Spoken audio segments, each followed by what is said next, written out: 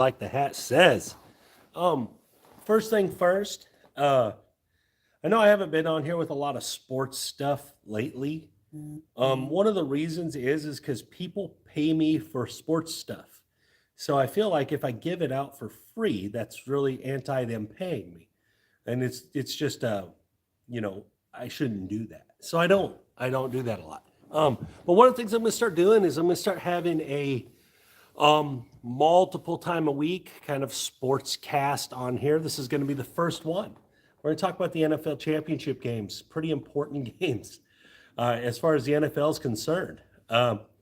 One of the things I want to say about these games is we got some.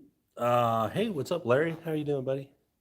We got some, you know, top tier quarterbacks, right? Two elite quarterbacks, one quarterback on his way up, and who knows what Brock Purdy's doing, right? It's pretty amazing as a rookie to be having the success, the absolute success that he's had. It's it's a very tricky thing, right? To like kind of be a rookie and be in this situation and his team.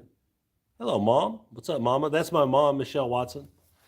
It's kind of interesting to have a guy take his team and double their point total. What's up, Googs? Because that's what Purdy's done for the 49ers is their points per game have doubled since he started playing. It's just unusual for a rookie to have that kind of effect. Now, he was taking over for Jimmy G. It's not real hard to surpass Jimmy G in points per game, it didn't seem. He's never been like just a big time producer there. So you have that. There's a little bit there, right? A little bit is not hard to defeat Jimmy G. But still, it's pretty amazing for the last pick in the draft, Mr. Irrelevant, to be having this kind of success on a good team, no doubt. Great tight end, great running game, great receivers, great offensive line. So the recipe is there, but it's just unusual for a rookie to be this good. He's hardly thrown any interceptions, just really amazing. The 49ers have some injuries going in, right? The running backs are beat up. Deebo Samuel's beat up. But this time of year, everyone's beat up. They're all going to play. Just like the Mahomes injury, guys, Mahomes is going to play. Is it going to limit him? Probably. It's his foot. It's his ankle. He uses a lot of mobility, so it's definitely going to kind of limit him. So let's get into the Eagles and 49ers just as a game. Let's just talk about it as a game.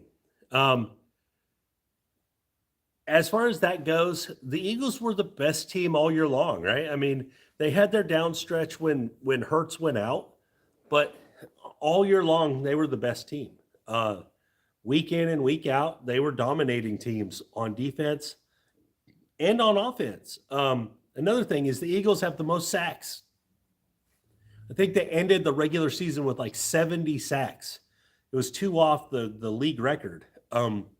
That's pretty amazing. And they had a few, and the Giants game wasn't a good indicator of anything. I don't know what the Giants were doing. They were happy to win a playoff game against Minnesota, and they just didn't show up. I'm not really sure what happened in that game for a divisional rival to just lay that kind of egg. But anyway, Philadelphia, they can really, really, really, really get. Sorry. Hopefully that isn't too big of a deal there. Merck's Millions. I like that. But anyway, so you see that, and too big of a just an egg laid by the Giants. Absolute, just terrible showing. But they had a great season overall. But as far as the 49ers and Eagles, the spread is 2.5. Guys, the truth is 49ers got to go to the Eagles. The better team is at home here. Probably the better quarterback. The skill positions are definitely favor of the 49ers if everyone's healthy. Don't get me wrong, I like the Eagles' weapons, but I would rather have the 49ers' weapons than the Eagles' weapons, mostly because of Kittle. Even though I do like Goddard, the tight end, for the Eagles. But he's not as good as Kittle. So overall, I would like the weapons for the 49ers better. And as far as the defense goes, guys, the Eagles defense has two top tier elite cornerbacks. And it's why they get so many sacks, because they can lock down top tier receivers. They did it to Justin Jefferson. They've done it to a few other guys throughout the course of the year. They have Darius Slay and Bradbury, and it makes it really hard for teams to throw the football on them because they can line up one-on-one, so they can use linebackers for pressure, just different things that the Eagles can do that other teams can't. They have two top-tier corners. It's really hard to find that on one team, and they use it very well. So it allows their pass rushers up front to get there a lot. That's actually the negative on the 49ers defense. They don't really have top tier corners. They have some good guys like Ward and stuff. They're good, but they're not elite. They're not the best of the best. And so that's kind of a trick there. And I think that's kind of the difference in the game. I think the 49ers have to play their best football game to win, and I think the Eagles can just play their game and win. I do think there's a separation here a little bit. One thing is the Eagles don't stop the run overly well. So if the 49ers will just stick to the run, which is very possible because they have one of the better running games in the NFL, that they could win that way. But I think the home field advantage, having to play a brutal game against Dallas, where that was a really hard-hitting game. The 49ers, compared to the game that the Eagles had to play against the Giants, was like a walkthrough. I think there's a lot of factors in here that factor into the Eagles being the side. Does that mean that there's no good bets for the 49ers? No, there is plenty of good bets for the 49ers. So you definitely can look at that as well.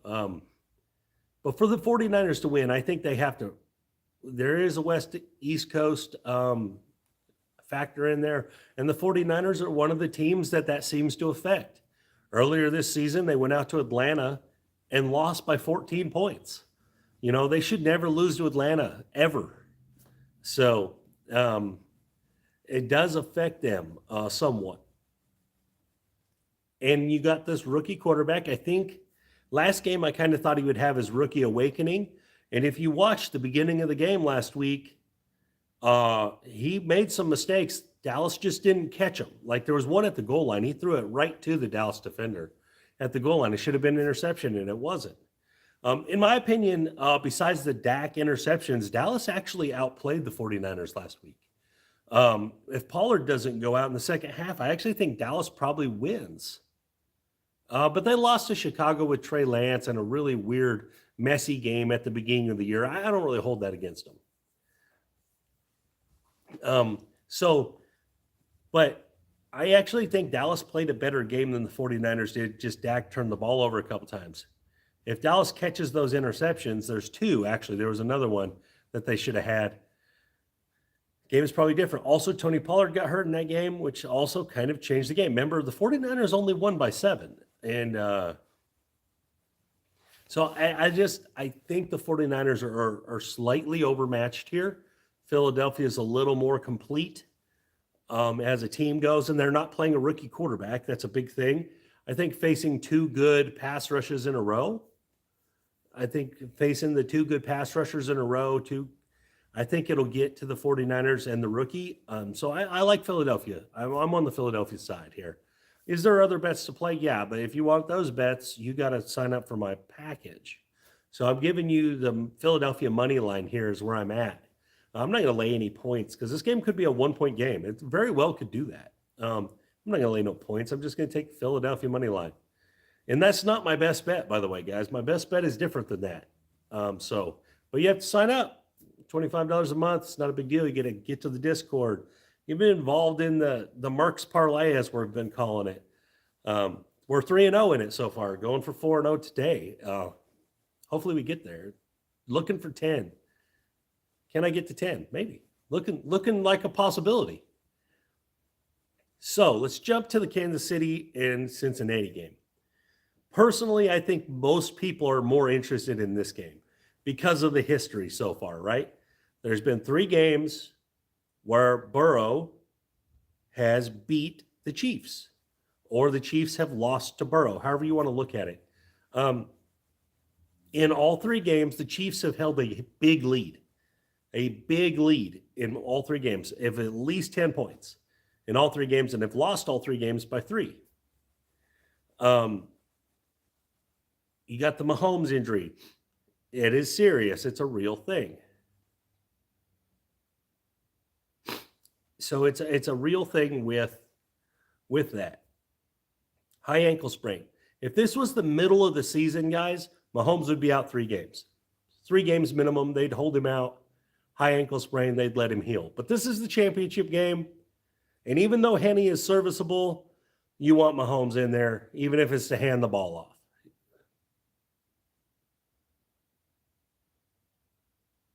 You think it's because his name is Joe? I like that.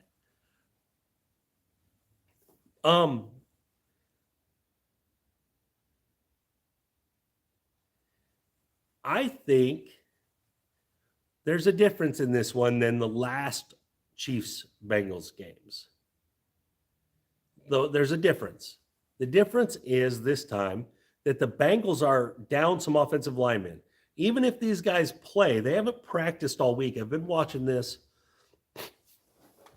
They haven't practiced all week. Even if they suit up and play, they're going to be limited against the second best pass rushing team in the NFL, right behind the Eagles. The Chiefs, which most people may not know, had the second most sacks in the NFL. They have a very legit pass rush. They have Chris Jones, which everyone knows, Frank Clark, but they also have a rookie named Karlaftis. All of these guys get pressure on every other snap. I mean, they are in there in quarterbacks' faces with backups or guys that haven't been practicing. This is going to be a big deciding factor in this game. If we think back to all the games that Burrow has struggled in, it's the ones where they get pressure on him all the time. The first Patriots game, the year before when he got sacked 7 or 9 times in the Tennessee game. When that offensive line has problems, Burrow's not as good. But that's normal for quarterbacks, right? But going against this pass rush, I think this is a difference. Now, is that enough to overcome the Mahomes injury? Because I do think Mahomes is going to be limited. I think he's not going to move as well. So I don't think we're going to get the magical plays where he runs out of the pocket and throws a jump shot left-handed. I don't think we're going to get that stuff. What I think we're going to get is we're going to get a very conservative Chiefs offense that tries to play ball control and tries to run the clock out and just hammer the ball down the throat of the Bengals. And I think this will work. If you look at the first meeting this year between those two, when Kansas City decided to start running the ball in the second half and stuff, Pacheco had a really good game. Really good game. They were pounding it down their throat. I think the Chiefs come with this game plan. I think this is the way they play because of Mahomes' lack of mobility, we'll call it, or limited mobility. And what it'll do is, see, when the Chiefs play against the Bengals play an 8-man shell on them. So they rush 3 and put 8 guys out in coverage. So it limits what the Chiefs like to do. But I think they're just going to keep pounding Pacheco down their throat until they get out of that 8-man shell, at which point I think the Chiefs will start burning them. Also, there's the factor that Burrow has won 3 in a row. It's just hard to beat guys 4 times in a row. Think about all the great quarterbacks, and Mahomes, without a doubt, is a great quarterback, one of the best of all time already. They don't lose to the same guy 3, 4, 5, 9 times in a row. It's not a thing that happens. Now, there is runs where they can't get past the team. They make adjustments, and then they beat them. Happened with Manning and Brady. Manning couldn't beat Brady for a long time. Then all of a sudden he got over that hill. It happened with Mahomes and Brady. Mahomes couldn't beat Brady for a while, and then he got over that hill. This is kind of the same thing. For whatever reason, the Bengals and Burrow do things to the Chiefs that they don't like. But I think the Chiefs have seen this enough now and lost by enough 3-pointers that they flipped the script on this one. Now, does that mean that There's no good bets for the Bengals. Absolutely not. Because if you can tease the Bengals over 7.5 points, you should do that. Because this game's probably going to come down to 3. So if you can tease either side over 7.5, I don't think either team wins by a touchdown. I just don't see it. So if you can tease either way, and if you've been watching this spread, you could have teased both ways by now. If you can get over a touchdown on either side, I think that's a good bet. And you can match it up with something in the other game or whatever you do there. But that is, if you can get 7+ either way, I think it's a great bet. I've actually already done it on both sides myself. So, and what I teased both of them with is I teased the under on the other game. I teased the under on the Philadelphia and San Francisco. I'm going to give this out to you guys. I haven't given this out to my other people because I've just been bouncing it around every time I see that spread, because that spread has jumped from both sides now on the Kansas City game. Kansas City started as the favorite. They went to the underdog. Now they're the favorite again. All right. So on both sides, I've got it both ways. I put it out right away after the game happened. So hopefully some of my guys did that. But it's just hard to know if that's going to happen. But I kind of thought it would, as the reports of Mahomes being healthier came out. And it's what's happened. But guys, I think it's the Kansas City side. I think Kansas City wins. Could be 1 point. I think they get it done this time. I just don't think you can hold them down this many times in a row. Even though the Bengals are absolutely as good as the Chiefs. They're absolutely an equal team, in my opinion. Everything you look at says that they're equal, if not a little better. But I think the Chiefs get this one. I think it's just kind of more meaningful to them. They're at home. You just can't keep losing to the same team at home, and I think that's the way they're looking at it. Plus, as a caveat, as a big thing to this, the Bengals are talking. They're on media talking about how they're calling it Burrowhead for like Arrowhead, Burrowhead Stadium, and they're talking. And usually when a team talks, they lose because the other team, you give it a motivation. This happened a couple years ago with Tyreek Hill, kept doing the little peace sign to the Bengals or the Bucks guys, and then in the Super Bowl, the Bucks shut him down, and they were doing the peace sign back to him. When you do a lot of talking, it usually works out bad, and the Bengals have been talking. And I just think all of it together, it works out to where you're going to get a really, really good Chiefs performance. I think it's going to be an unusual Chiefs performance. Yes, I have been betting college basketball. Yes, I have. Basically, it's all we really do right now, right, guys? Mostly all college basketball, a little bit of pro, and a little bit of football. College basketball, I'm relatively good at it. I would like to say I'm pretty good at it. I know a lot about it. I think I'm pretty good at it.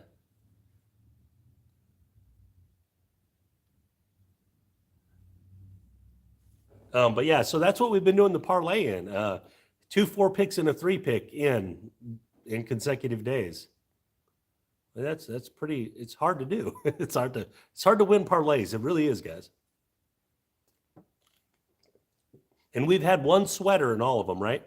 In all 3 days, we've had at least one sweater. So these damn games, 10-point favorites are winning by 2. It's like, ah. But, it is what it is. You're trying to. Okay, I'll give you a pick for today. This is a good pick for today. I'm going to give you, this is what I put out to the guys. I'm going to give you this one pick for today. I like Iona to win on the money line. They're playing Siena.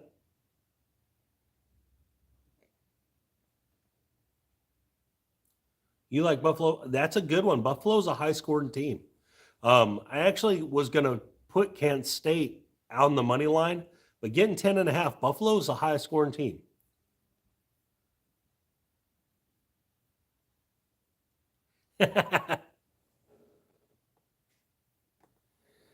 So Buffalo's a very high-scoring team, and then we'll give Kent State. That's a good matchup. Buffalo. Problem is, it's in Kent State, and that's the one thing I think Kent State wins the game, but I think Buffalo's in the game. I'll say that. I actually looked a lot at that game. It's a very short slate today in college basketball, and I looked a lot at that one. Buffalo being so high scoring is what got me off Kent State, putting it in the parlay. But I think Iona beats Siena. They're the better team. It's Rick Pitino. They play that weird style of defense, that suffocating style of defense. And I just think Siena's overmatched in it. And it's for the conference lead. And that's a big deal. So that's why I like it. You can lay the 6. I would rather just play the money line. I know it's not a great money line, but if you want a winner, I think that's what it is. I like Iona. Give me the Fighting Patinos. Maybe he bought him some hookers or something. You know, he did that at Louisville. Or what? Someone did that at Louisville to his players.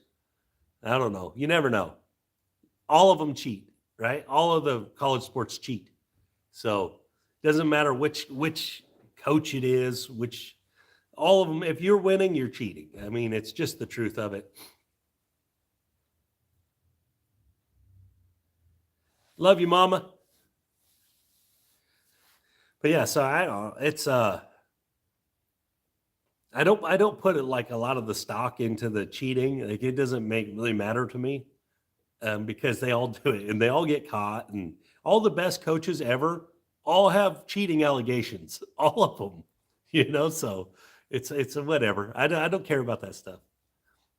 What happens on the court is still what happens on the court, or what happens on the field, or whatever. Any picks in the NFL, I just gave out 2. I said I like the Eagles and I like the Chiefs. I like the Eagles and the Chiefs. Money line. Eagles and Chiefs money line. Parlay them. Put it together. Get the boost. But that's my free stuff. If you ain't cheating, you ain't trying. In college, it's for sure that way. In college, it's for sure. If you're not cheating, you ain't trying. But like, you get teams like FAU, right? Like, how is FAU undefeated? Now, they had a weaker schedule. I'll give them that. But what it is they just assembled a bunch of good players throughout the course of a couple of years. And so now they're really good. And so they're going to make a run. They're actually a really talented team. Who wins against Chiefs and Eagles? I think that the Eagles play a style that the Chiefs don't like. With them corners, the Chiefs don't have no elite receivers, right? The Chiefs have no elite receivers. They have Kelsey, but they have 0 elite receivers. So those corners are going to be free to guard whoever they want. So whatever the Chiefs start doing, they're going to be able to put those corners on them.